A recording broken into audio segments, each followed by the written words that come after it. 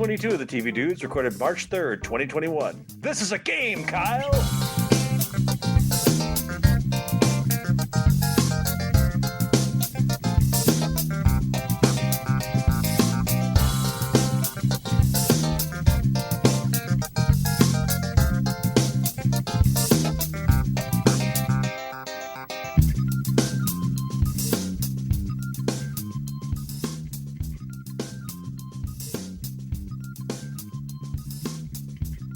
Specifically, it's our semi-annual game show and late-night episode, a favorite of Kyle, who watches a lot more of that kind of thing than I do in general.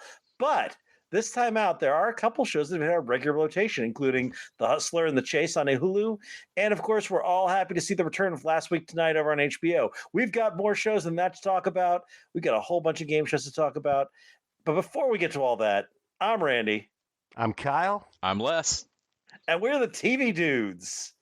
Kyle, you're back. Oh, yeah. Back from the frozen tundra of Texas. So patrons this week are going to get a little, we're going to get an info dump on the icepocalypse and what it did to the TV Dudes, specifically to Kyle. Yeah, you'd be really surprised what like a little bit of no electricity and some ice and like pipes in the ceiling, because that Texas does that. We put our water up in the ceiling. That makes sense, right? Yeah. And yeah, if you've seen Home Alone, you know how this ends for me. The Wet Bandits got in. We saw a dead, what is it, Kevin McAllister? I almost said Mike J. McAllister. We saw a dead Mike J. Kevin McAllister floating out of our house. You did not stop the Wet Bandits. Nope. Oh. No, all the details on Patreon. Yeah. Before we get to all that, though, it is time to talk about our TV diary for the week. Kyle, I'm gonna start with you here because your TV diary on our shared spreadsheet is a little light. So I don't know if you just hadn't updated or if basically you just have not had time for TV around all the craziness. So funny enough, I have aquarium where my TV used to be. Yeah, zero like TV, except for obviously John Oliver. Game shows I've been watching, leading up to this. But funny enough, the thing that has been kind of my comfort, like what I've been putting on my iPhone, because we've been, which we'll get into this in Patreon, but our house flooded, so the normal TV spot's gone. So I've been kind of getting it where I can. And no, I've been watching VFX artists react. Have you guys heard of this? No, I've not watched these. You found an area of React that I'm not. Well, I found these guys. They're called Corridor Crew, and the video that I found was us fixing the worst VFX shot ever. And of course, they mean that scene at the end of The Mummy where The Rock comes out as a scorpion. Ooh, yep. Yeah, that is that? rough. Yes. Oh, yeah. So what they did is they took the sequel to that, The Scorpion King, and they took all the face shots of The Rock, and they used deep learning to do a deep fake on that CG puppet. Because so you've they already fixed that shot. Because they had all the reference, which they shot that movie after. But no, it was really fun and clever, and they were super talented. And then they have this other channel where all they do is they look at effects shots from movies, and they go, oh, yeah, they use this program to render the water out. Or like they did Harry Potter and the Order of the Phoenix, the Dumbledore-Voldemort battle at the end, where like Voldemort's throwing fire and Dumbledore's throwing water. And they're like breaking down the different programs you'd need to render this out and like about how long it would take. And it's really interesting stuff. I can. That sounds really interesting because like I can see people picking apart of like, oh no, I know that fire. I know that smoke. Well, the same way that like music nerds, like when you watch, I have watched like there's producer breakdowns of like pouring over albums, and they'll be like, yeah, that snare right there, that's the such and such, you can hear that motherfucker. and I'm like, you can rent that from so and so in LA, it's on 8 albums. I'm like, okay. Blood splatter is the thing that they talk about, that they see, because there's this one stock blood splatter where two of the streams cross and they make like an X, the Wilhelm stream. So that's what it is. Oh, why didn't they make that pun? Because they were like, it's like the Wilhelm scream of blood splatter. But you can see it in The Walking Dead. You can see it in tons of places, and it's free, or you can get it from Video Copilot. Like anybody could use it. Oh man, that's got to be one of those things. Like what the joke of if you really want to ruin your friends' lives as a graphic designer, explain kerning to them. And then they'll notice bad kerning and it'll ruin their lives. And like to say, like, looking glass. Yeah, like once you learn this blood splatter pattern in your mind, you'll start picking it out of movies. Yeah. Well, they do like really good effects, but then they also like dive into CW and like a couple episodes of Supergirl. And funny enough, The Flash actually has some pretty high-end effects for a TV show, but there are some corny episodes of Supergirl. I had read about how on The Flash there's somebody in their set of deeper credits on line production or whatever that is apparently a fucking genius at stretching a dollar and like what you can cheap and what you cannot, and just like taking a TV budget and being like, no, we need to not do that in this episode, not do that in this episode, and not do that in this episode, so that we can then do this right. Because like Gorilla Grodd should have looked real bad, and it was pretty good.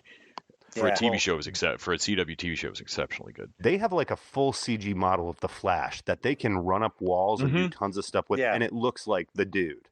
Yeah, like, it's real. It's pretty impressive. It's really good. That's really cool. I'll have to check those out. I've seen where the guys like go in and fix, like they fixed Leia in Rogue. Is it Rogue One where she's? Yeah, it was Rogue One. Yeah, and they fixed Harkin or Grand Moff Tarkin, and they fix Sebastian Stan at the end. They Luke in. Yeah, there's a few channels that do that. These guys particularly, they did Luke Skywalker. Well, Luke Skywalker in a thing that, if you don't know what I'm talking about, I think that's at this point. I'm sorry. I want to be able to talk about it. There's got to be some kind of statute of limitations. Yeah. We're past that. They redid that Luke Skywalker shot with deep learning from Return of the Jedi, and actually, I think just from Return of the Jedi. Took all this reference, even got a model with like a wig that they cut to look just like. Was it one of the guys that worked in the office? Like they. Yes, I watched that one. That was fucking rad. That was These good. are the guys that I'm talking about. Yes. Yeah. Okay. So I've seen a couple of their videos, but not their reacts. That's great. Yeah. If they would have had like literally another 5% of either Disney money or like actually have Mark Hamill there, they would have made it look. It would have nailed it. Yeah. It would have been hard to tell the difference. It really is astonishing. Like, Randy, you should check these out. Like, it's not. I thought it was going to be like a CinemaSins kind of thing of them just tearing apart something I didn't have that big a problem with the effect on. Yeah. But instead, it ends up being like nerds who really love this going, but can we beat Disney at this? Like, look, can we do this though? And the answer is a resounding yes. They also do a series where they make movies rated R, like they have rated R Harry Potter. Oh, I'm gonna rabbit hole down blasting this each other with wands. Yeah, they take all the kids' franchises. Sorry, I could go on and on. Oh my God! So I've not watched any of this because my YouTube rabbit hole has been of late. Screen Rant's pitch meetings. You guys seen any of these? I went down this rabbit hole because of you. Oh man! Now with this one, I can't watch movies I love. The pitch meetings for movies I love are harder. So that's what I like about this, because he's not wrong. So the basics of this is that it's a guy who is acting out on both sides of the camera. He's acting as a writer pitching something and as the super enthusiastic producer who's giving him notes. You got a movie for me, huh? I do. And everything is. I love how enthusiastic and positive is, even when he's just tearing his script apart. But and they do everything. So I found the thing that this is. Wow. When I watch this, I can enjoy the ones where he's tearing something apart. Like I got great joy out of watching the Prometheus one. See, I started this because I had just finally watched Prometheus for the very first time, and you were like, dude, you got to see the pitch meeting for that. But then I also love when he goes to this sort of, he nitpicks the stuff that's kind of fun about like Back to the Future. I had a great time watching that one. See, the Marvel movies, which I adore the Marvel movies, but watching him sort of pick at the plot irregularities is kind of hilarious because it's done with sort of this loving approach. Like they're making fun of like, you got to do shortcuts to get a story told in 2 hours, and that's going to be the nature of it. Well, and there's a lot of running jokes. Well, that's for us. That's for the audience. Yeah. Oh, okay. Why does he? But why would he do that? Well, because then we have to have a movie. Oh, okay then. That's a great reason. We do want that. I just watched the one for Face Off, which is a movie that's not great, but that I love. And there's this bit. where he's asking him, he's pitching it to him, and he's like, so his name is Sean Archer. Oh, great. What's his real name? Sean Archer. Oh, okay. And he's like, and his brother's name is Pollux Troy. Pollux Troy. You're not going to ask me if that's weird? No, I know like 14 and a half Polluxes. And then he comes in, the same guy as another guy, and he's like, oh, did you call me? No, Pollux, I wasn't talking to you. Oh, do you want the Pollux from HR? I can get it. It's so funny. What do you mean by half a Pollux? Well, Pollux in HR is not even half the man that Pollux is. I've been watching, like, I watch like 2 of these a day. There's hundreds of them. There are hundreds of, there's a lot. Yeah. Nice. The face-off one is great. I had honestly forgotten Travolta's whole like hand down his kid's face thing. God, it's so good. Yeah, it's super fun, and that's been my YouTube rabbit hole. Fairly. I haven't watched a ton of TV this week. I watched a bunch of West Wing with Megan, and we finished up season 4, which actually is as far as I've ever gotten on West Wing, because I was so pissed about where Sorkin left season 4, and that Sorkin had left, that I never watched it. So I don't know what happens. So I have finally started watching season 5 of West Wing, which is the Aaron Sorkin list, and I'm pleased to say, okay, it still mostly holds together as West Wing. It loses a bit of the zip of dialogue, but I feel like maybe the misogyny that's casually in there will maybe not be as much either. So I think this is Lawrence O'Donnell on writing staff for the years, and I really like the last 2 years. Is it? You got 2 seasons left? 2 or 3. I think it might be 2, 5 and 6, or maybe 5, 6, and 7. Actually, I don't know. I think there is a 7. Okay. I think 7 is when Jimmy Smits runs for president. Yeah. Okay, so you got some stuff before. I don't remember what happens in some of the middle years. I like the Jimmy Smits stuff, though. I remember getting to that part of the binge being like, I like this, and then retrospectively, I'm like, yeah, after season 4, it's kind of, it just gets mediocre. It's not bad, but it's just like, it never hits those heights that like it hit in those early seasons. But it's unexplored territory for me. It's like I've suddenly got, it's not great, but it's, for me, it's like, I don't know what, 20 years later, they've made a revival of a show that I really loved. And it may not be as good, but it's 3 more seasons of a revival. So there you go. This is the way to watch season 5 after a like 20 or however many year hiatus. I also caught up. I watched a couple more episodes of Best Leftovers Ever, which I really enjoy on Netflix. I've got a couple more, and then I'm going to be done with that until they give us more. WandaVision episode 8, of course. And next week, I think we're going to talk about the WandaVision. Nope. Not next week. Week after, we'll talk about the WandaVision finale. Oh no, next week. Yeah, next week. Unless Kyle's right, and there's this crazy 10th episode they're going to spring on us. That wasn't me. That was the internet. But you are my conduit to the internet, Kyle. And then there'll be the sequel to Division. Caught the latest episode of The Hustler of the Chase, which we're going to talk about. Caught the latest episode last week tonight, which we're going to talk about. Watched In and of Itself because Megan hadn't seen it, and I adored it. And here's the thing I discovered. In watching it a second time, I wasn't sure if it would still have the emotional effect, but I still found myself crying at the same parts. Like, it's still really moving and effective, even if you know what's going to happen. The Ted Lasso effect. Yeah. Yes. Well, it's not just that the trick surprises you and brings up something in you. The people on stage are having genuine, like, hit them in the chest reactions. When those people open those letters, I don't quite know what combination of horoscope vague writing and setup there is to make that happen and work, but it's astonishing. So the cynical person in me thinks that he got 552 different people, different actors, to play that part. That there isn't a letter, or that it basically is someone who was a plant in the audience. And honestly, that still keeps it as the grandest fucking magic trick I've seen in a long time. Like, exactly, like we were talking before, like to do it. Like, magic is doing more prep than would be rationally sane for this at all. And that's hiring the thing, 552 people would be amazing to me, but I don't think he did. You think it was more the cold reading type stuff? I think it is an astonishing combination of however he did tricks. However he did, it's very effective, and I really liked it. Because I love my son, I watched the movie Monster Hunter. I don't recommend it to anyone. Is that Mila Jovovich? Yeah. It's the new Resident Evil franchise. It's new Resident Evil, and it's a video game based thing, and he loves the game. Is it Paul Anderson? Yeah, it Yes. Oh, is it? Yes, it is. This is going to be Absolutely terrible. is. I'm going to watch the fuck It out of it. literally is like the new which I think there was a movie they've slipped in there, like another franchise thing they only did one of. But Ultraviolet.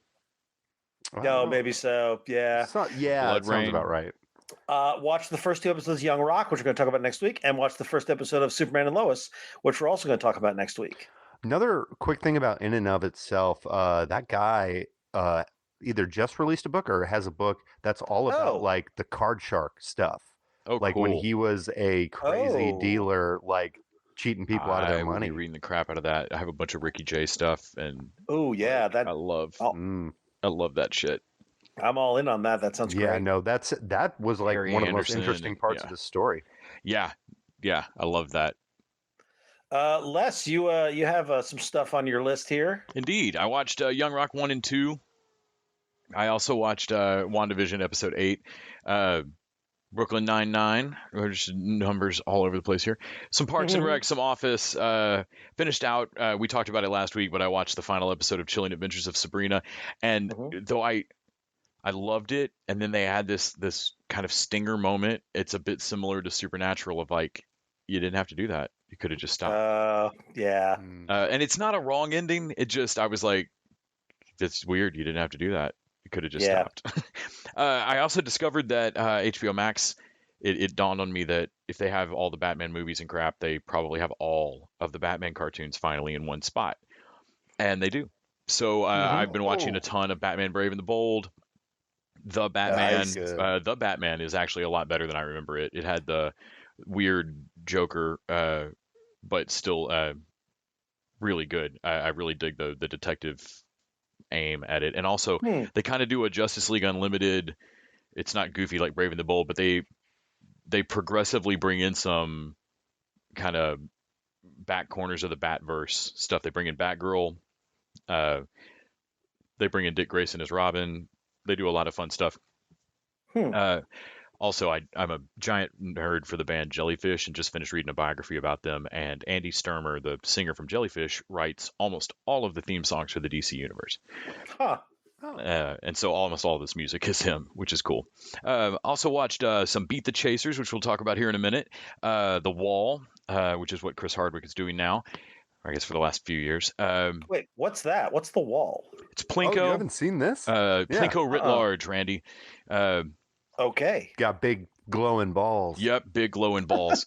Actually watched episode 3 of Mr. Mayor, which is funnier than episodes 1 and 2 combined. I don't know that it's on my list, but I will give it that it is improving. Man, I think Mr. Mayor finally dropped off for me. I think I finally took it up. I got 5 episodes in. It didn't make me laugh enough with that cast, and I'm like, I'm still not laughing enough with this pedigree, but you know, I don't hate it. Young Rock episode 3. I'm enjoying Young Rock. We'll talk about it. And then movie side, I watched The Dark and the Wicked, which finally dropped on Shudder. It is by the same guy that directed The Strangers, which I never watched and gave no fucks about. I feel like I've seen all the home invasion. I saw Funny Games. I'm good. But Dark and the Wicked was great. I really enjoyed this. It is 2 kids come home because their dad's sick and their mom straight up tells them not to come, and they get there and basically mom and dad are fighting off a demon, and the kids should not have come home. And it goes hereditary wrong. It's fucking great. I really enjoyed it. Real quick, that Funny Games poll, my uncle, when we were camping, pulled that up on his like giant outdoor TV, and it was like, oh, what's this? And I go, dude, this is Funny Games. Turn this off. And he goes, oh, I've never seen it. And I'm like, no, literally, turn it off. Turn this off. You want to watch just the dog scene in Green Room? Like, don't do that. Like, I'm like, no, I'm not kidding. Like, turn this movie. Yeah, off. You don't want to do this. We watched the Billie Eilish "The World Is a Little Blurry" on Apple TV, which I've now watched a bunch of Taylor Swift documentaries, and I have watched Beyonce movies, and I have now watched a Billie Eilish like 2-hour documentary. I feel up on what the kids are listening to. It was cool. I don't know that I would watch that one again. I didn't like it quite as much as some of the other docs I've watched, and it was real long. But it starts like a year before her album came out, like before Bad Guy dropped. Like you see them writing those songs, and it's wild to realize that like she was touring, she had put an EP out and had fans. Like she's famous already and like already living a weird life, and you realize through the first half that like, oh shit, you don't even know yet. Like you haven't even really fucking happened yet, and Right. and that gets it's just kind of wild watching it crest to that point. Isn't she dating Elon Musk? No, that's Grimes. Oh, right? Yeah, Grimes. And then I watched half of a movie that I was really looking forward to with Lin Shaye, who I love in a lot of stuff from the Conjuring franchise, called The Last Wish, and it's just terrible. It's just really terrible. For every time like a cool moment would happen, like creepy and well done and creepy kind of jump scary kind of thing, and I'd go, all right, you know what, I'm a lot of horror movies are not the greatest written dialogues or whatever, it's fine, and then something just structurally stupid where I'm like, no, I'm sorry, I can't, this is fucking stupid, I can't watch this, I can't watch characters be this dumb, this is bad. Very rarely do I just cold turn a movie off halfway through and flip to something else. And The Last Wish was awful. I wanted it to be so much fucking better. It looks really good. Anyway. Yeah. All right, and that's our TV diary for the week. This is a good reminder that you can support us over at patreon.com/tvdudes. Throw us a buck an episode. In exchange, we get to keep up with our streaming services, pay for our hosting costs, and you get bonus content each week. This week, we're going to be hearing the tale of Kyle's battle with the ice apocalypse in Austin. Ice apocalypse. We also have our $20 shorter level, so if there are shows you want us to throw into the rotation, you can buy into that level. Give us a couple of ideas. For $20, we will flood Kyle's house and pause this episode. Wet Bandits. The Wet Bandits. At the $30 Wet Bandit level. Are we ready to talk about game shows? Spin that wheel, Randy.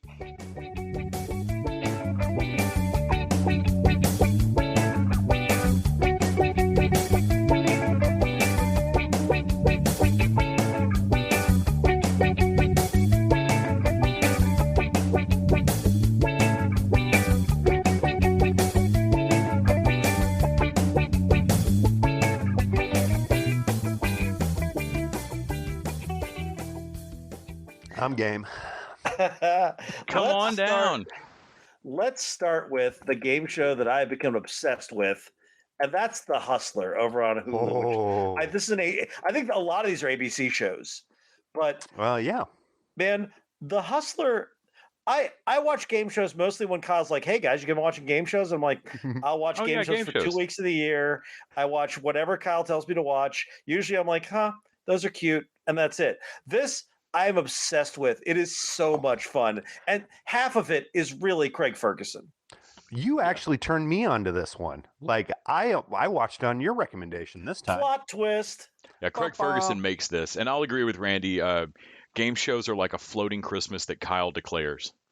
It's like you don't watch those like I love those specials, but you don't watch them until Christmas, right? And like game, every time we sit down to watch game shows, I'm like, oh yeah, game shows are fun, but I don't watch them until Kyle yells that it's game show Christmas. Well, and Kyle's Game Show Santa.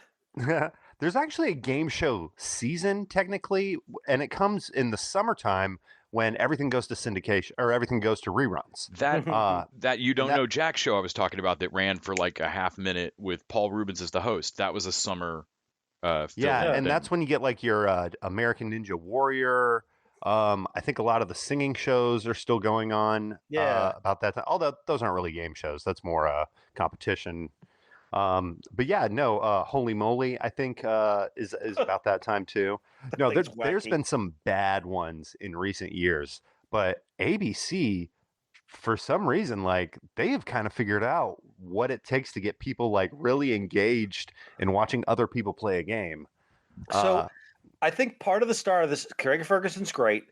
And the set is itself a star. It looks like a big stud. This is the parlor room scene from a murder mystery turned into a game show. It is also with a little bit of Maverick to it. anybody who's played games, who's played the most popular one is Werewolf, but there's this subset of like bluffing games where everybody's like basically you're trying to bluff your way to win.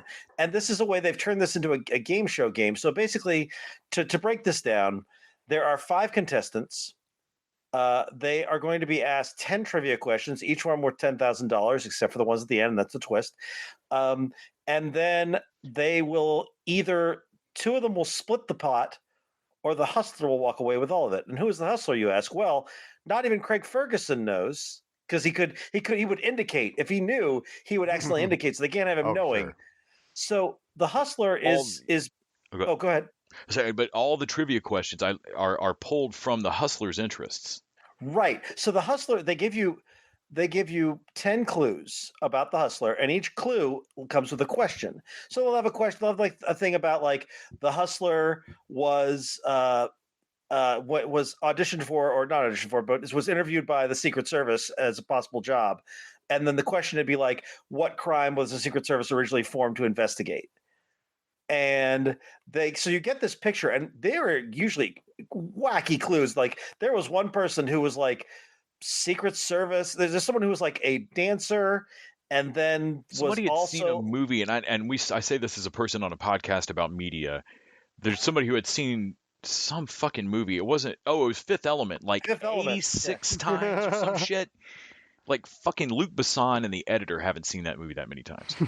I might have seen Fifth Element that many times, but that's beside the point. Wow. But knowing that one of them's lying and watching someone play off having seen it. Yeah. But you know what else? Not only that, but people turn on each other. This is like, what's the experiment where they like half the people are Stanford guards prison. and half the people are Stanford prison? Yeah. Yeah. I feel like it turns into that at points where you're like, I don't know if I'd say something to a person, but I guess there's $100,000 on the line. Sometimes it does, and I want to get into that, but let me finish the premise real quick before I talk about specifics. So basically, the hustler, they answer questions. If they get them right, and the hustler knows the answer to all the questions, but if they indicate too much, they're gonna get picked up. So sometimes the hustler lets stuff go by.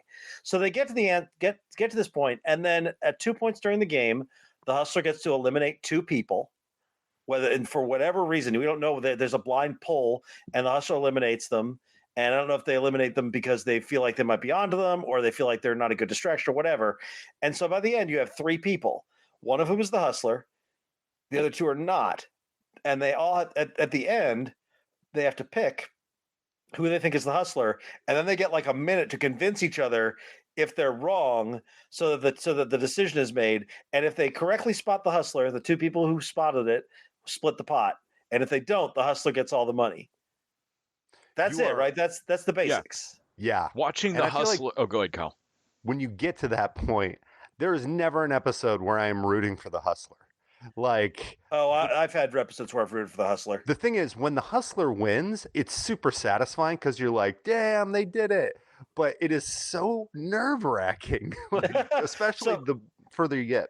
But it's impressive as shit when they manage to get when somebody manages to get all the trivia questions. Because there's a lot of times where the hustler, you don't know who it is as it's ongoing, but they're sacrificing some questions. Yeah. Because one of these 5 people knows the answer to that trivia question. And so they're just throwing away some of the money. But the times where it gets to the last choice and they've hit every trivia question, or almost every trivia, and I'm like, holy fuck, you have managed to play these people so that we always got to the right answer, but you never looked like you gave it. What I like also at the last one that just aired this week, the last question, the 10th question, Craig Ferguson throws in, he's like, all right, so if you get this question right, I'll double what's in the pot. And if you get it wrong, I'll have what's in the pot. And usually that's the one with the hustler. I mean, they're trying to smoke him out at the end. They're giving that like, that's a lot of money to give up. People will sit silent and just wait for the clock to run out to see who the fuck jumps.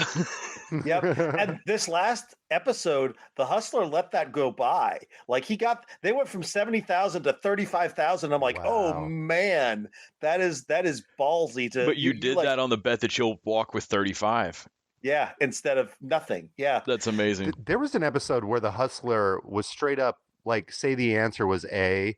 He would go, I think it's B, but go with A. Like, you know, I think it's B, but you should go. Some people are frighteningly good at this. I love watching. A part of half the fun for me is trying to figure who the hustler is. Yeah. And it's inevitably like, I'm like, I think it's that guy. And he's eliminated first. I'm like, oh shit, now I don't know what's going on. I've spotted the hustler, I think, half the time. And the other half I've been completely wrong. It is not as easy as I thought it would be. I really am. I'm astonished and a little afraid of the general bluffing ability of society. What is better than I had thought. There's one episode where the hustler, I'm not going to say who it is because it would give away like my favorite one, but they get all the way to the end, and in like the last minute, they give this explanation. Here's why I'm not the hustler. Trust me, so we can win this money. Yeah. And then they just bold-faced take that money from those people. Yep. Oh, I've seen that happen a couple of times where somebody gets up and demonstrates some let me get real for a minute, personally embarrassing moment or something where you're like, out of desperation of like, it can't be me. It's that fucking, and they lied. I'm like, holy shit, you heartless freak. And you did it for money, right? Also, the contestants don't always tell the truth. There was one where the guy, he claimed to be one thing. At the end, he's like, yeah, I knew who it was. I'm a private investigator. I got a good spot for tells, and I could tell who the hustler was. I was like, God damn, that's a great reveal. Like, he wasn't even telling the truth. One. That's awesome. Then there's occasionally, as with any game show, you get to see a bit of humanity. We're like, oh, well, that's unfortunate. There was the dude who kept saying, only a woman could do this. It was like the most sexist shit. And the guy who was the other person on his team was like, oh man, I don't know if I want to win. I don't know if I want to win anymore with this guy. Yeah. And then in his post interview, he still kept saying it. And I'm like, oh man, that's terrible. That was so cringy. It was like he was the most boomer dude ever. Yeah. Quit. Yeah. It's like he was saying a racial expletive or something. It was repeating it. It was just like that. I have this feeling that the guy is kind of a clueless dude, and when he watches it on TV, he's going to be like, yeah, I know it. I kept saying it. I couldn't stop myself. I know how terrible I look. Like, I have this feeling that he was just like nervous and scared and fell back on these biases. Once I realized I shouldn't say it, I said it 8 more times then. Yes. Every time they shook their head no. But this was a delight. I loved this show. I'm all in. I'm watching the rest of it. I'm also a big Craig Ferguson fan. Yeah. And even though I may not watch his like late night show if he had one right now, I love this. Yeah. And I will tune in every week. Okay, so let's jump over to the other one that has been my favorite. I think you guys maybe not be as big on this one, and that is The Chase, over also on Hulu and ABC. Now, this originally is a British show, and I only watched a couple clips that Kyle sent. I think Les, you and Kyle definitely watched more of that. Yeah, there's a lot of the British show on Netflix. Talk to me about the British show. Yeah, so just kind of, there's a few elements that cross over. Essentially, The Chase is a game played in 3 parts. The first part, you are trying to bank money that you'll then take into the second part and hopefully get to keep. And you do this by answering trivia questions. For each question, you get a little bit more money, and then you take this lump sum of money. In the American version, it's probably something like, $40,000. In the British version, it's like 8,000 pounds. Like, they do much lower dollar amounts over there. But you then take that over to the Chaser. And it's this giant incline ramp that's like an LED screen. Mm-hmm. And essentially your money is put in like a slot, and you have to answer questions to go down slots all the way until your money gets down to the bottom where you're at. But then they choose, I don't know if it's random or if you get to pick. I think it may be random, but one of 5 chasers. And on the early seasons, it's just the Beast. Yeah, there aren't other chasers, but yeah, then they add the Governess, the Vixen, Sinnerman, and the astronaut. No, he literally I think he has. The other one is, and there's the Beast. So he's a black guy. Oh, and his Dark Destroyer. Yeah, the Dark Destroyer. But all of these characters are phenomenal trivia players. Yes, and the Beast in particular. Like, he is chatty. So, like, it doesn't matter if he gets a question right or if he gets it wrong. like there was a question about vice presidents, and he had gotten it right, but then he had to spout off who they were the vice president for, like all of the additional facts that he knew about the question. Like you never had a chance. He's a Gordon Ramsay chef dick of trivia. Yeah, that's the bad. But he looks like a British linebacker. I mean, like he's just a giant. He looks like a He-Man action figure. Like he's like a square British Kingpin with hair. Yes, he's British Kingpin. He's trivia British Kingpin. And I'm talking about Spider-Verse Kingpin. Yes, like he's got the silhouette. Yeah. He should just be like a hump. And he makes the fucking show for me. So that's where a lot of the entertainment comes in, when you actually get to the interaction between the contestants and the chaser, because they do talk a lot of smack and they definitely don't like losing money. But you have multiple contestants and you go through these first two phases with each of the contestant. They try to bank as much money as they can, and then they take it to the chase. And if they win the chase, they get to keep the money and it goes back to the team. If they lose, they're off the episode. Yeah. And this takes you to the third and final part, the final chase, where the whole team, or whoever's left, answers trivia questions in succession. And for every question they can get right in 2 minutes, the chaser then has to be asked that same amount of questions in a 2-minute period. But the catch is, if a chaser gets a question wrong, that question then goes back to the team and they can answer it right to add another question to his chase. So it gets to this thing where you see these like high level trivia players who are just like really quickly spouting off these facts, and like there's like a lot of, and we'll talk about the American stuff, but a lot of that James Holzhauer logic that he used for Jeopardy, like the holding the button close to your chest, like not spitting out the entire answer, but like giving as much of the answer in order to like get it right. Like abbreviating certain things. It is like high level like trivia mastery. Yeah, because you're trying to play a beat the clock game at that point too.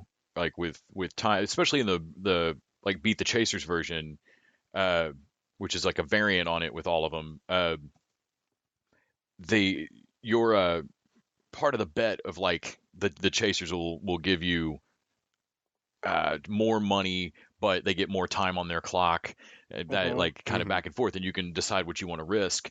And so you're kind of trying to play a beat the clock thing. What always amazes me on those is that somebody will be on an amazing streak, where whether it be the chasers or the contestant, they'll be on like an amazing streak of getting things right and just killing it. They'll miss one question, and it's like watching an Olympic runner trip. Yeah. Run and roll through hurdles. Like it's just fucking awful. Like where somebody, like the clip you'd sent earlier today, Kyle, like the kid that looks like Moss from IT Crowd, playing against all of them and does the right statistical thing of like, no, I'll never be here again, and I haven't actually lost any money. I should go for the biggest pot. And then he has such a crazy lead and then fucks it up. Oh, yeah. And it's just horrible to watch, like somebody just eat it. So I like the British version a lot, and I don't like the American version at all. So this is interesting because I watched the clips of the British version after having watched so much of the American version, and the British version did not do it for me at all, but I really like the American version. And I think part of it, the American version feels like they definitely brought in some Jeopardy DNA and some Who Wants to Be a Millionaire, especially like the flashy sets and the music and all that kind of stuff. Funny enough, I was saying earlier, there's technically 3 versions. You start with the British version, who the host of the British version is actually the current companion on Doctor Who. You then go to an American version that's done by the British production team. So this version only has the Beast as the trivia master, and the host is a lot more like the host of the That American is what version. Is on Netflix. It's got a female American host. Everybody else is British, and the Beast is the only. And that was made, I believe, exclusively for Game Show Network. Okay, that's at least part of that is on Netflix. Yeah, and then the American version, kind of all this. Well, before that, James Howitzer went on the British version of this and cleaned up. I don't know if this is before or after Jeopardy, but they all acted like they didn't know who he was. And I mean, he just like maxed out everything. That's rad. He took like the high bids, Yeah. answered all the questions in the team section. Like it was impressive. That's So yeah, one of the things brings us about to this. Yeah, so they brought in 3 Jeopardy champions. Ken Jennings, who I knew, even though I don't watch a ton of Jeopardy, I know the name Ken Jennings, who they call the professor. Brad the Buzzsaw, whatever his name is. Brad.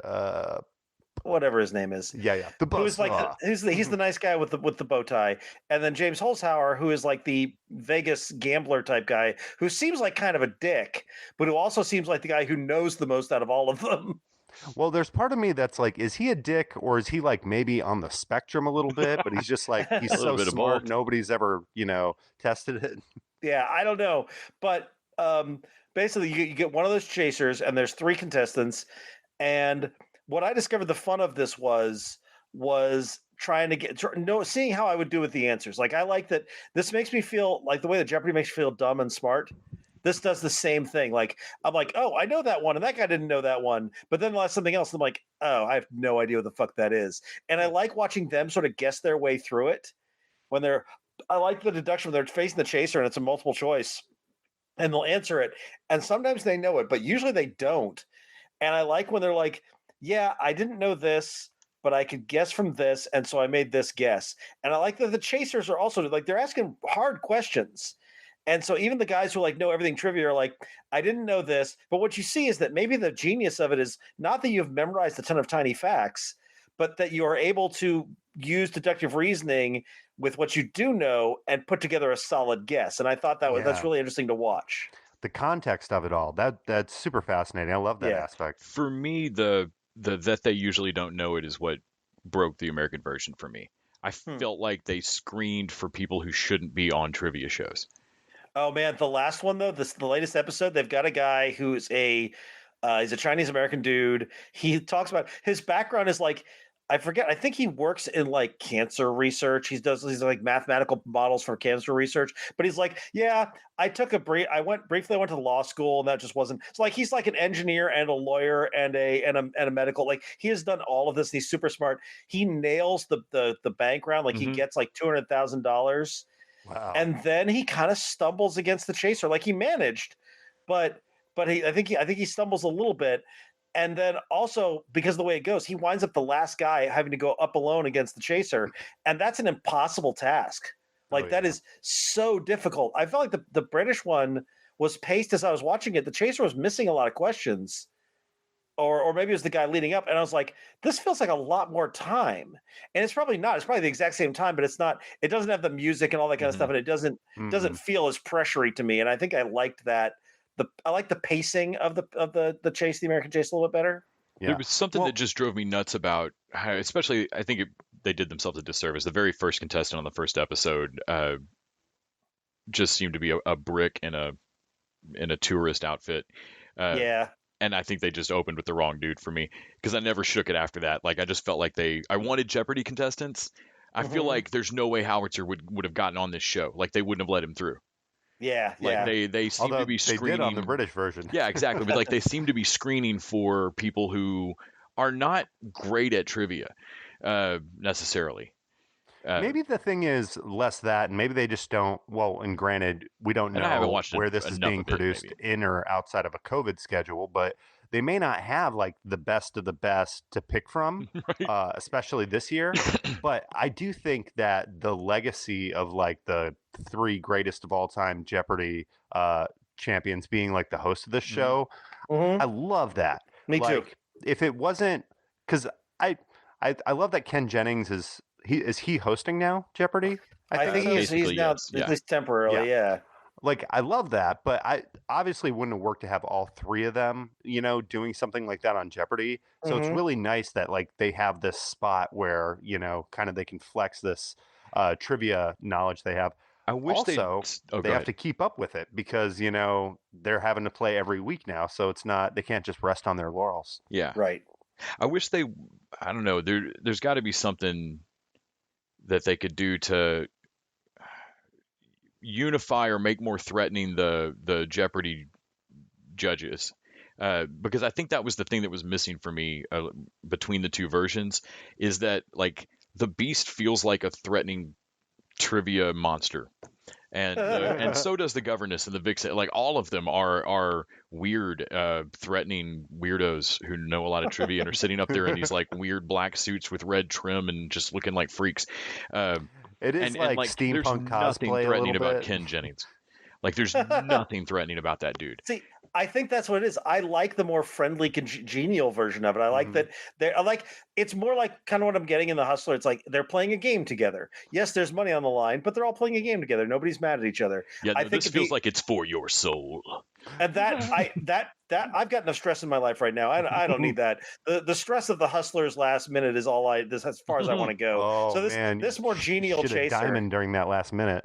this more genial version of the chaser, I think, is more up my alley. I do wish that we got a little more of the other chasers watching, because they'll cut to them every now and then, and they'll make some like jokey remarks. But I would honestly watch an episode. It's just the three of them bullshitting about trivia. Like I would love to see the three of them interacting. Yeah, maybe there's some more shows in their future. I mean, I can't believe that they're not doing an after show with the three of them. Yeah, exactly. Something like that would be a lot of fun. You know, it's funny because a lot of people have tried to remake Top Gear, and I actually just saw that Dax Shepard is the newest person to take that over. I liked him.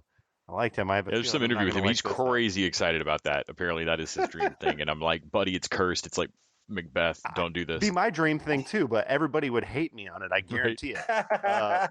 But no, this like trifecta, like these three guys, like they remind me of that original Top Gear crew. Like they just have the chemistry. Like you'll never find three people that are as much on the level as these three guys. Yeah, I agree. I can't believe that there is not a Scorpion style terrible like genius team show where the three trivia masters from Jeopardy solve crimes for the NSA. No, bad. No.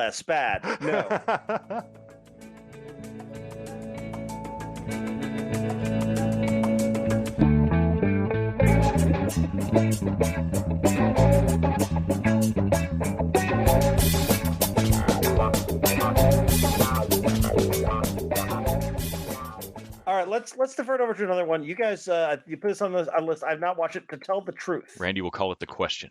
I think this is one that we've touched on most of these game show episodes that we've done, because dollar for dollar, I think it's the best thing out there. And it's a concept that's been around since black and white television.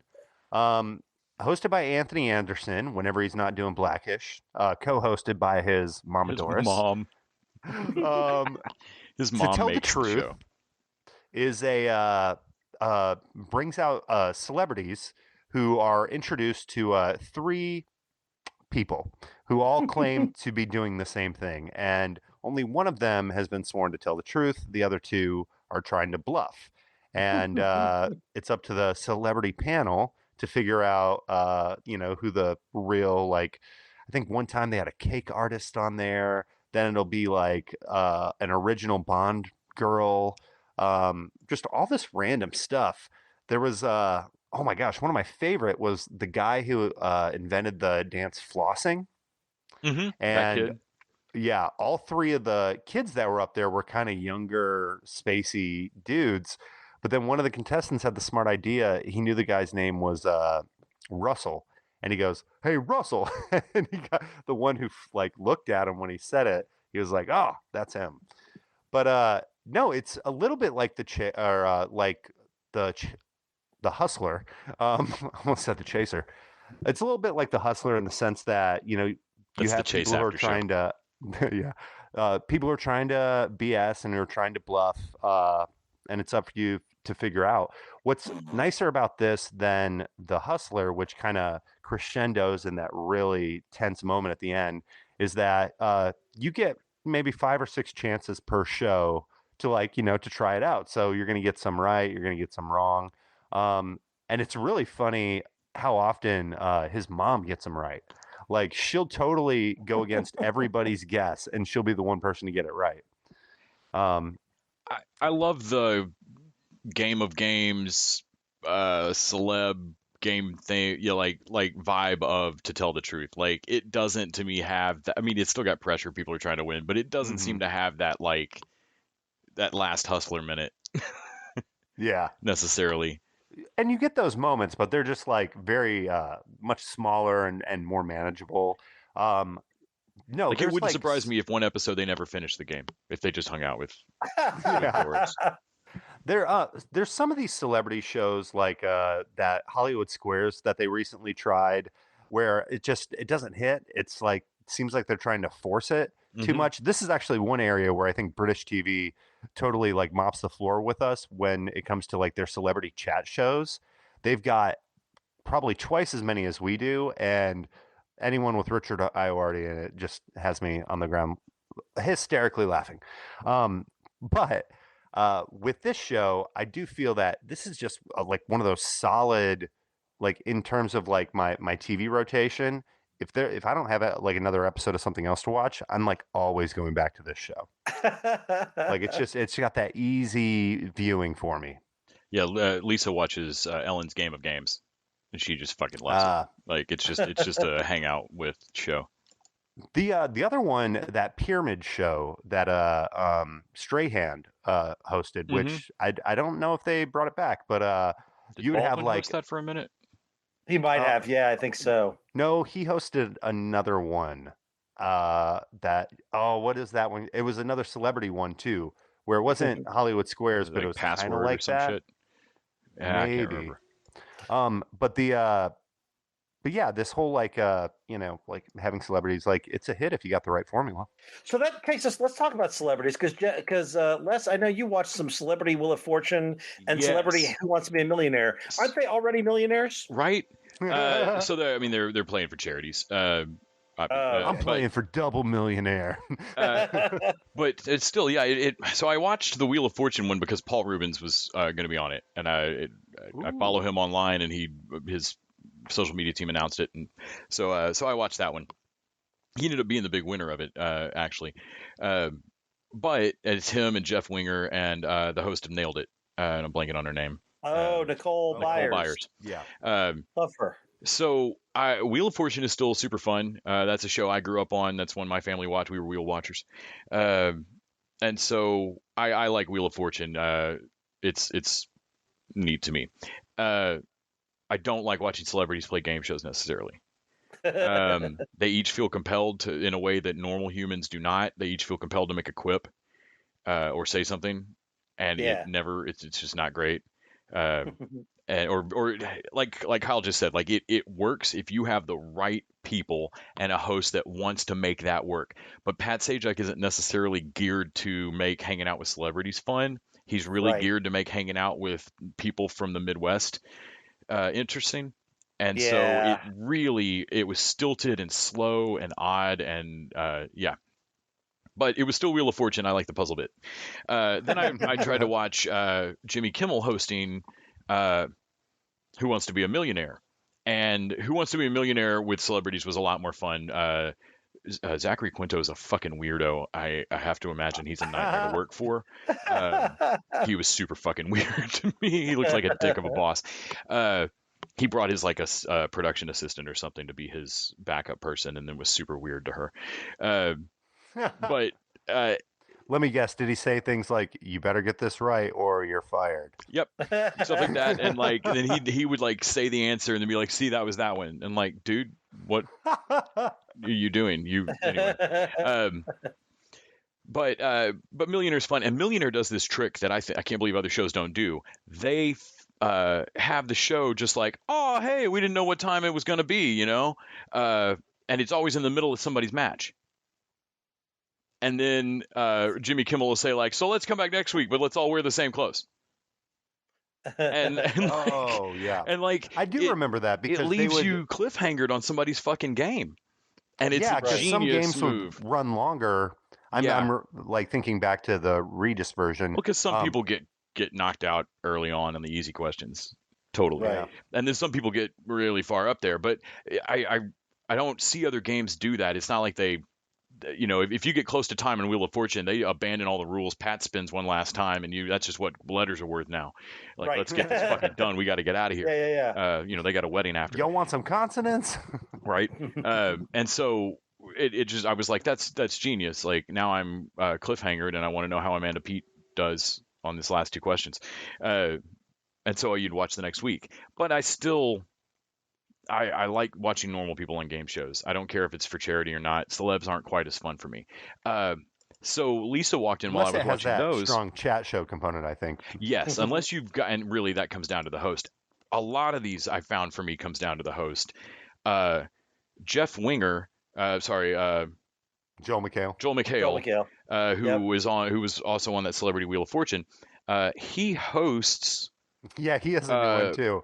It's Card Sharks, and it's a really fun game. I really enjoyed watching it. He is not there as a host. He has that same Jeff Winger distance that he has in almost all his roles. Yeah. And it, being a host on a game show, I feel like is a really weird thing. On the one hand, you should be invisible. I shouldn't really notice you. But on the other hand, you can't actually be checked out. Like, you've got to be there facilitating it all to make it really click along. You know which one of these shows he is really fun on, like that Joe McHale style, is he will sometimes guest on America's Got Talent with Ken Jeong. And the two of them, they've got great kill chemistry on that. And that leads into his talk about roasting people. Yeah. And of course, that's like, you know. But that leans into that roast style, yeah. And like it's weird. Like, he's not a bad host. It's a fine show. But weirdly, I also watched Cherries Wild. Yeah, which looked Cherries terrible. Wild. Yeah. Looked terrible to me from the commercials. Jason Biggs is he's an off-brand cola of an actor. Like, I don't want to watch him necessarily. He's a fucking fantastic game show host. I mean, that makes sense. If you told me, you know, I hate Jimmy Fallon for a variety of reasons, but if you were to tell me he's the perfect game show host, I mean, Richard Dawson, you want people who are sort of like a little cheesy to be your game show host. He's a little bit self-deprecating. Like, he'll make reference to his acting career, but like, he's fully in the game with these people, like, with them. And I was like, weird. There's a different energy here. Like, this game works a lot better. Similarly, I'm not a huge Chris Hardwick fan, but he runs The Wall. And for like 4 seasons now, which is just a giant Trump's game. Wall? Yes, the only one they actually finished. No, it's this giant plinko game, and it actually you're talking about differences in money prizes in the U.S. I watched The Wall. I watched an episode of it right before watching Beat the Chasers, and it was like a fucking Texas cliffhanger drop in money. It was nuts. So The Wall, Randy, you'd asked earlier. Hardwick kills it as a host. He looks actually like he's gone through a harder pandemic than the three of us. Like, he's not looking great. But the Wall, you do kind of a similar thing to The Chase, where you build up this stock of money and then move on to the next round. And at the start, basically they're going through and they're doing you're dropping plinko balls for money on trivia, like to pile up this money. And then it's a couple play. Then you take that amount of money and you move into this next round where one of you goes into an isolation booth and that person answers trivia questions. The other person outside looking at the wall, they see the question and the answers. I mean, like, the 4 multiple choice things. And then they get to place the ball in one of like 7 positions to fall down the plinko thing. And there's all these money things at the bottom, right? And so you're kind of trying to, like, do you want to put it towards the dollar side or towards like the $1 million side? How well do you think your spouse actually knows this question? and so you watch them bet, kind of bet on how they think. Well, he knows. This seems like. So first they show the person outside just the answers. And they make their bet not knowing what the actual question is, just kind of trying to guess what these 4 multiple choice items have in common. And it's a little wild because they're like, I don't know what this question is going to be about. It seems like horror movies. I think my husband's into horror movies. I'm gonna put it over towards the $1 million side and hope it's right. Because if he's wrong, now that ball falling subtracts that amount of money. Oh man. And so you get this game back and forth where, like, I watched him go into round 2 with a crazy amount of money and was like, what the shit? And then realized, oh, you're going to lose half of this out of attrition on these other balls. And it ended up being just a crazy game. The couple I watched actually did spectacularly well and walked out with like $540,000. And then I went over to the British Beat the Chasers, and dude played better than I've seen anyone play in any episode of that show on 2 continents, and walked with 30,000 pounds. Yeah. But like the couple of so the couple from the wall walked with like 540,000 and off a Plinko game and some shit trivia questions, and the dude on the chaser, so like at the same time though, it really came down to like the host for me on these. The only time that one of these came down to the contestants making or breaking the show was a fucked up Japanese game show that Kyle sent us. Okay, before we get to Wall of Boxes, which we'll be talking about, I want to real quick call out one that I watched that I absolutely hated, and that is Name That Tune. Did either of you guys happen to watch an episode of this? Hulu keeps suggesting this to me. Are they full? Do not watch it. So this is, as a concept, it's great. It's a you know the name that tune. I think it's I can name that tune in 3 notes or whatever. They've got an in-house band and dancers. Their musical director is Randy Jackson, and their host is Jane Krakowski. And I think part of the problem may be Jane Krakowski. Oh wow, is just not a great host. But the two of them, like, their banter seems forced. It feels like watching Jenna Maroney do a game show. Like it's like it's so uncomfortable and cheesy. And I'm like, you guys have a solid band and a good concept, and you got people who can spot this music, and it should be fun, but it was just cringy. It was just really cringy. And that's all about the execution. It is not. There's nothing wrong with anything else, except I say Jane Krakowski may be a bad host for it. Just like you said, some people are good actors. Some people are good game show hosts. Jennifer Maroney may not be either one, actually. But I like 30 Rock, and I enjoyed Kimmy Schmidt, but I never feel like Jane Krakowski's bringing enough to it. I just realized that there are 2 of these shows, and I was thinking I was conflating them into one show. So there is also Beat Shazam, which I should put the inflection on that differently. It's Beat Shazam. You're trying to beat the program Shazam. Yes. Like, can you name that tune faster than this app? That's hosted. weird. But that's hosted. I mean, it's obviously sponsored by, I'm sure. Yeah. Is it hosted by production Shaquille company. O'Neal? No, it is hosted by Jamie Foxx. Oh, that's crazy. 3 seasons, 42 episodes. I think it's done. But still, I was like, Oscar. Do you mean Oscar winner Jamie Foxx? Yes, I do. It is. That's the thing that's crazy about game shows is, like, because they film these, they get different wardrobe changes. They get a bunch of contestants. They probably film it in like a week. Yeah. So they can get these big names to do it. And they seem to be bubble, like you can bubble these, I guess, or do something. Yeah. Like they've managed to COVID protect these a little better because they seem to be the first wave to come back. Well, yeah, because like in the chase, like they're all far apart. The Hustler, I don't know how they must have done the Hustler pre-COVID because they're all in the same room together. Yeah, they're very close. To tell the truth, went from 4 celebrity contestants to only 3, and they have them spaced out now for their part.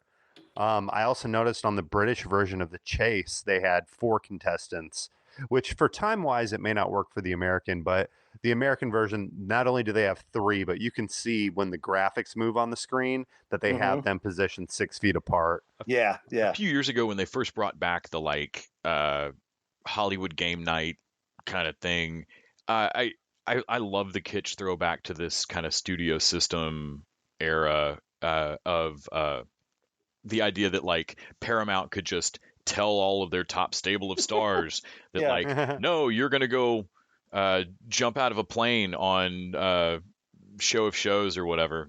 That's just gonna fucking happen. Help us sell some Marlboros on primetime. Yeah, like this is how Paul Williams was on everybody's TV a million times in the late 70s.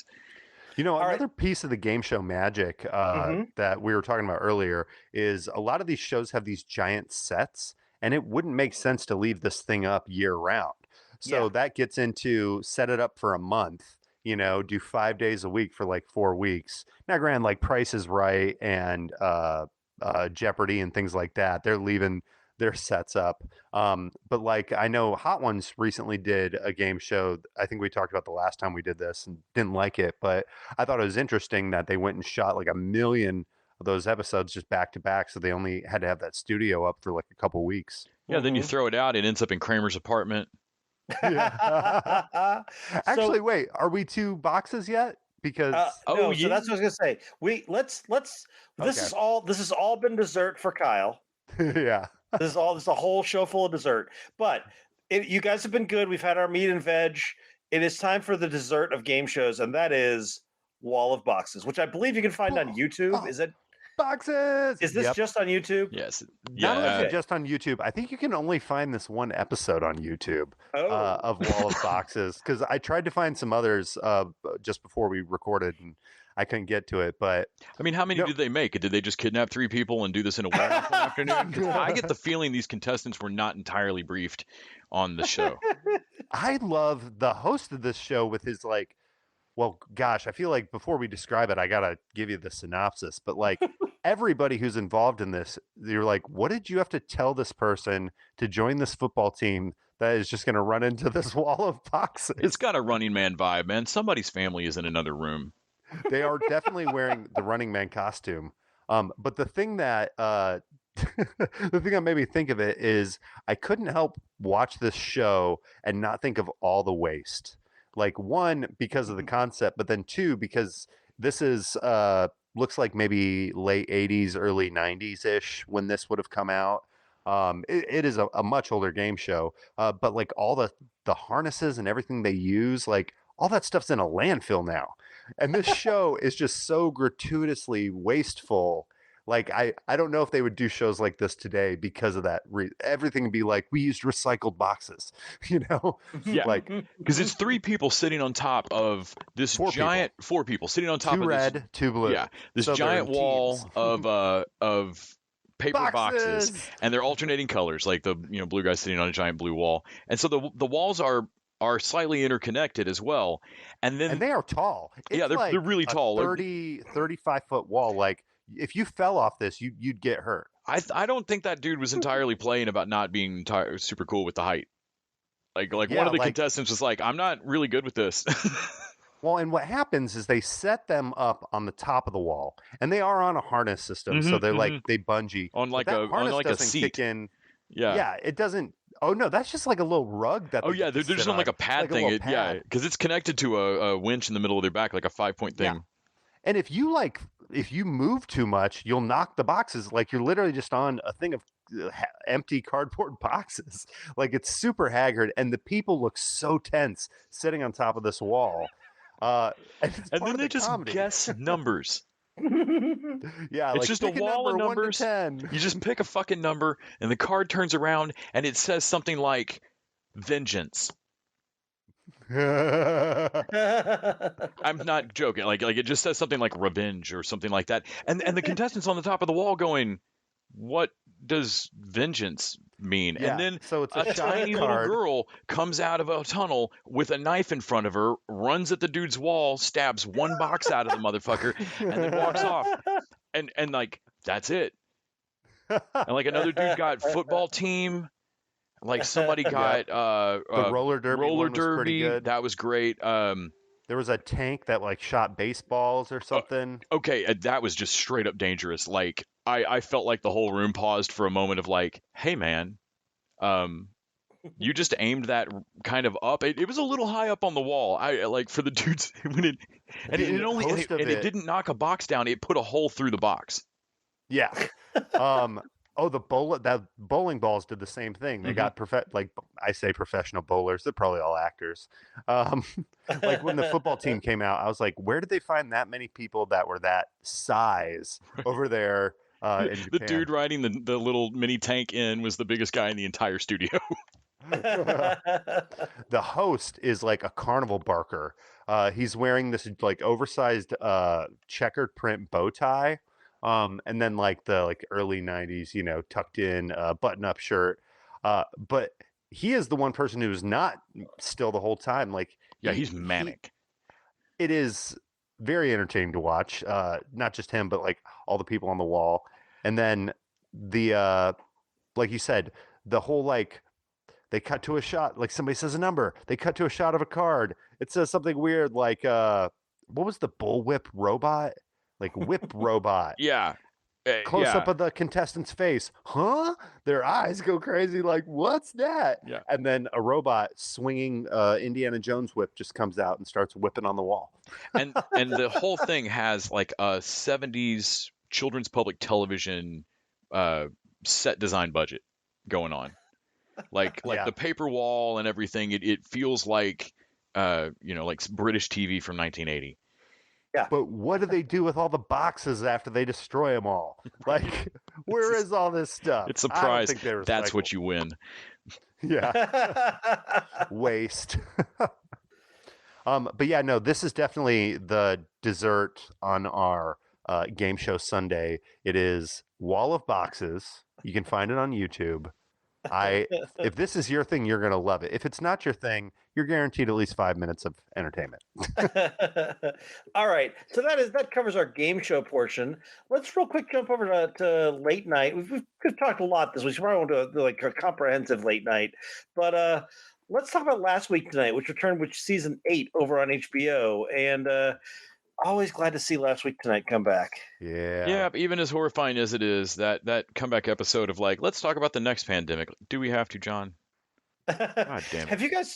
Have you guys gotten to the point where it's almost like it's almost not funny to me anymore though? Like, I don't laugh at the show as much anymore. Because he's still doing COVID stuff. It's become more informative, but like it's all on his personality. There's so much work on John's personality. Like, they can't do the big elaborate set pieces that sometimes made the show. So like buying rat erotica and some of that stuff, like none of that stuff happened yet this season. Not yet. I feel like we need to get to some of that because right now it's been. I mean, You're probably right. because we were the lead story in the second one, like Texas Freeze, and that was a little real. But like there was this latest one, even and there was only one, and now this. I think this past week. And like this week was all about the cops and drug raids, and it made me so angry. I'm like, man, I don't know. This is more like work. It's more like watching the news. It's not fun as much as it was. And I feel like they're going to veer into an Adam Driver rat sex erotica Cudlow's ties. I need that running gag. I need that pick juice. A fight with Danbury or something again. Yeah, something. Well, it's an interesting observation we made at the beginning of the pandemic, which was John Oliver made probably one of the smoothest transitions to the new style. And the thing that all the late night hosts lost were, essentially their laugh track, their audience interacting with their jokes and stuff. It's what makes somebody who, like Jimmy Fallon, who maybe isn't the funniest out there, but definitely has like this personality that everybody's aunt's going to love him. So like when he goes out, he can really fire up his studio audience. But you take that away and it really shows you who the comedians are. He's telling dad jokes in an empty room. It's weird. Yeah. Yeah. But what we found out with John Oliver, which we already knew, is that his show doesn't rely solely on the comedy, that there is so much work put into the reporting and the news that you actually get from it that you can be entertained in other ways. Yeah. But I wonder if we've hit that fatigue where it's like, ooh, we could use a little bit of the laugh track now. Yeah. Let's get that studio audience back. Yeah. Let's get some big inflatable suits in here. Because especially with like all my Snowmageddon stuff going on, we're staying in an extended stay hotel now. Yeah. And, like sitting on the hotel bed watching John Oliver, talk about police raids and stuff. I do kind of feel like I'm in a bunker and I'm just like hearing about the end of the world happening outside my door. Yeah. It's a little real. It's gotten a little bit real. Now, one that's topical that a show that still handles topical stuff, but that I haven't missed the audience because they've never had it, is Amber Ruffin. She has her show it started during all this, so it doesn't feel any different. And it's always kind of had a vibe of like, does anyone know that y'all hid under the desk after Seth Meyers' show and filmed this. When we were talking about game show hosts earlier, every time you guys mentioned a bad one, I was like, get Amber Ruffin and her co-host. They could literally do any of those game shows and just knock it out the park. Yeah, for sure. Yeah, their chemistry is wonderful. I enjoy the shit out of her show. Her vibe is just super cool. Like her demeanor at the news and stuff is just a really great balance. Yeah. No, I'm digging John Oliver, and I definitely think, like, even if I'm not being, entertained in like a super comedic way, like I feel like I have to watch. Yeah. Because I know what he's going to talk about is important. Like, and that, I think that's part of what is turning us off right now is like, it's so important. Like, we don't want to laugh about it, Right. It's like, we want it to get better. We want to like imagine that like our lawmakers and like people who can actually do something are also watching this going, oh yeah, this is insane. Why is it this way? Yeah, I think having gone like 5 years and counting with no consequences for anyone is maybe starting to take the edge off the humor for me. When I'm like, oh, you used to think, oh, someone's gonna lose their job, and I'm like, no, they're gonna get promoted. Like, if we can't do a single thing about anything, stop telling me things. The blessing of ignorance is maybe it's like I want the veil of ignorance. That said, I missed the shit out of my like I loved Hasan Minhaj. I liked his show too. And when John Oliver wouldn't be on a week or something, I was like thrilled to get to have like this other show, Patriot Act as well, and I can't believe Netflix didn't continue it on. I thought he was just doing great work and getting better and better at it. Yeah. He's got a different comedy style than John Oliver, and so it's a very different show. But it was nice. There's so much going on in the world, and these topics take deep dives so that it's not just memes and bumper stickers. Right. And these help. If you guys can find it, like long ago before he did Daily Show, he did this like YouTube skit called Indian Spider-Man, and it's essentially what if Peter Parker had Indian parents.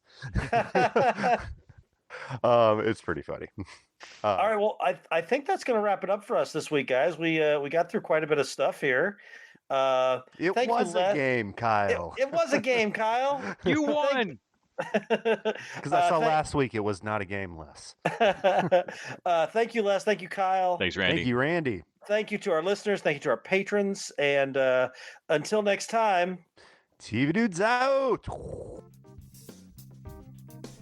The TV Dudes is an independently run podcast out of Austin, Texas. We are exclusively listener supported. If you'd like to help us out, go to patreon.com/TVDudes. You can also find us on Facebook, Twitter, and Instagram at TV Dudes. All the music for our show is done by our friend and original TV Dude, Gregory J. Amani Smith. To find out more about us, go to thetvdudes.com. I'm Randy Lander. I'm Les Weiler. And I'm Kyle Scott. Thanks for listening.